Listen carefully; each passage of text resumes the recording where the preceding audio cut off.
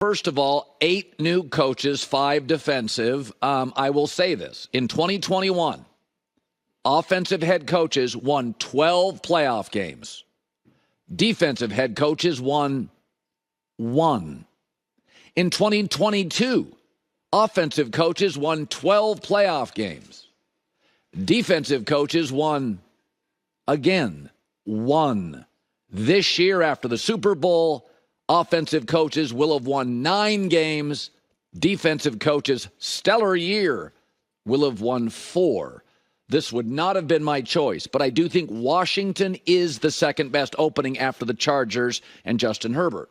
A wealthy new owner, a clean slate there, most cap space in the league, the number 2 overall pick in a great college quarterback draft, a very winnable division. Dallas is going to pull back, I think, a little without Quinn, and Philadelphia is getting old, and some very good wide receiver talent.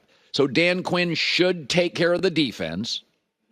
The cap space should take care of the O-line and some roster deficiencies, and the young wide receiver talent will take care of whoever the young quarterback is. And we know where a young quarterback lands really, really matters.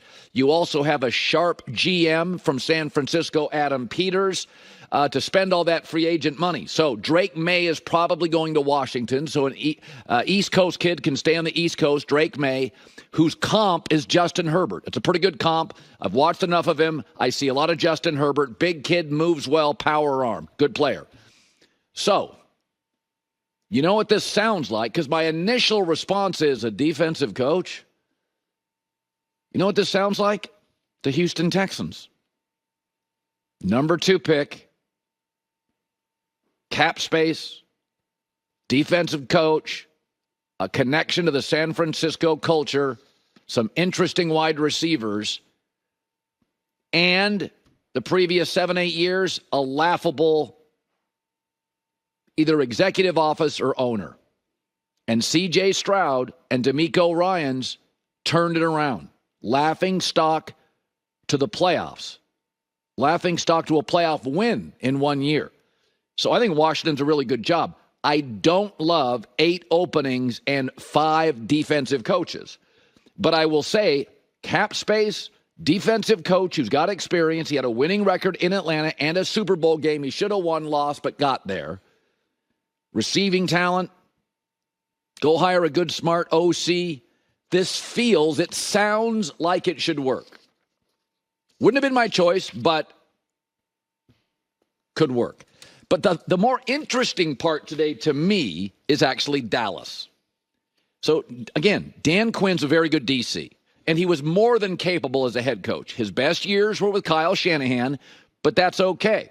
The Steelers would love to get a Kyle Shanahan as an offensive coordinator. There's no question a brilliant offensive coordinator always helps a defensive coach. Hopefully Dan Quinn can land one.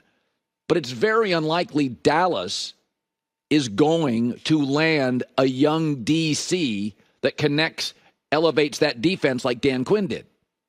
But here's the other thing that's interesting. So Micah Parsons, it has been a very noisy last couple of weeks for Dallas. So Micah Parsons yesterday, podcast, grabbed his mic and called out the staff. In the last couple of weeks, CeeDee Lamb's mom called out Dak. Micah Parsons' brother called out the Cowboy organization. Micah Parsons now calling out the coaches, and Dak's brother called out the fans. Why is this all happening? Well, I think there's 2 reasons. Number 1 is when you pay a B to a B-plus quarterback Mahomes money, there are limitations on the roster, and you're going to be disappointed in the playoffs. I think Dak's a solid quarterback. I've said it before. He's Kirk Cousins with better mobility. That's what he is. The numbers don't lie. But they pay him like Mahomes. Next year's cap hits $59.5 million. That's outrageous for Dak. And if you look at Dak Prescott in the postseason, and that's where you earn the bag, he has had 1 in 8 years, 1 great playoff game. That was against the Bucs. He ate him up. He had a great, great game.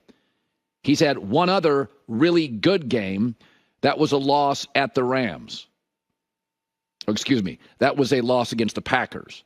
Outside of that, One great game, one really good game.